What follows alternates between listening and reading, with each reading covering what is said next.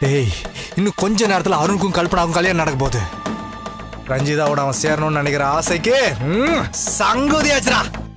இன்னொரு பக்கம் கோமதிக்கும். டேய், ரஞ்சிதாவை என்கிட்ட கிடைக்க விடாம தடுத்தது 2 பேர் தான். ஒன்னு கோமதி, இன்னொன்னு அருண். 2 விக்கெட்டையும் ஒரே நாள்ல காலி பண்ண போறோம். இதை விட ஒரு பெரிய சந்தோஷம் வேற என்னடா இருக்க போகுது? அருணுக்கு கல்யாணம் நடக்கிறது ஓகே, ஆனா நீ கோமதியை விட்டு வச்சிருக்கலாம்னு தோணுது மச்சான். நீ அவங்கள கொல்ல பார்த்த முதல் அட்டம்ப்ட்ல உன் பொண்ணே மாட்டிக்கிட்டா, மறந்துட்டியா? அந்த ரிஸ்க் வேணாம் தான் தர்ஷினிய உன் கூட அனுப்பி வச்சேன். அது ஓகே மச்சான், ஆனா அது ஒரு பேட் சைன் தானே. அவங்கள நீ ஏதாவது செஞ்சா உனக்கு பிரச்சனை வரும்னு காட்டுற மாதிரி தெரியல. ஏய், அப்பெல்லாம் ஒண்ணும் இல்லடா. லாஸ்ட் டைம் நடந்தது என்னோட அலட்சியத்தினால. அந்த தப்பை நான் இப்ப கரெக்ட் பண்ணிட்டேன். டேய், ஆனாலும் இதை நீ செஞ்சிருக்க வேண்டாம்னு எனக்கு தோணுதுடா. உன் ஒய்ஃப் உயிரோட இருக்கிறதுல உனக்கு என்னடா பிரச்சனை? டேய், அவ சாவறதுல உனக்கு என்னடா பிரச்சனை? டேய், நீ கொலைங்கிற கிரைம்ல மாட்டிக்கிற மச்சான். அதை அவாய்ட் பண்ணலான்னு தான் சொல்றேன்.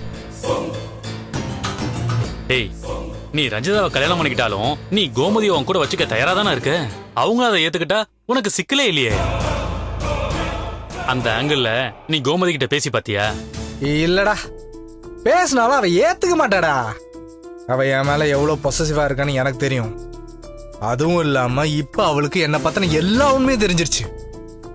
என்கிட்ட இருந்து ரஞ்சிதாவை காப்பாத்தணும்ன்றதுக்காக எந்த எல்லைக்கு வேணாம் போவா.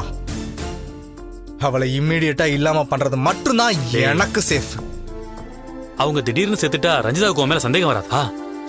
கண்டிப்பா வரும்டா. ஆனா ஏற்கனவே கோமதி உடம்பு முடியாம தானே இருந்தா.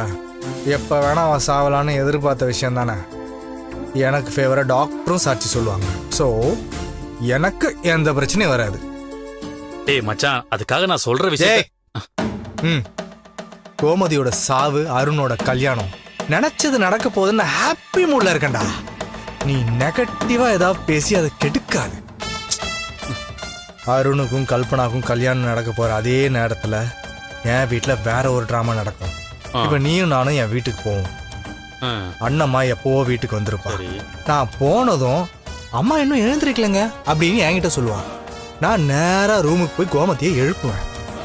அவ செத்துட்டான்னு கன்ஃபார்ம் பண்ணிட்டு என்ன விட்டு போயிட்டு எனக்கு கதறி அழுவேன். மயக்கம் போட்டு விழற மாதிரிலாம் நடிப்பேன். நீ தான் என்ன தேத்தி எல்லாருக்கும் தகவல் சொல்லணும். புரிஞ்சுதா?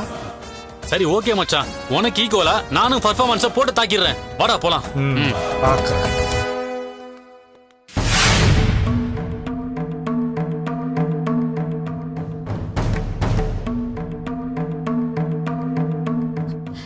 கல்யாணனாலே முகத்துல ஒரு ஸ்பெஷல் கலை வந்துருச்சு கல்பனா. ஏன் கண்ணே பற்றும் போல இருக்கு.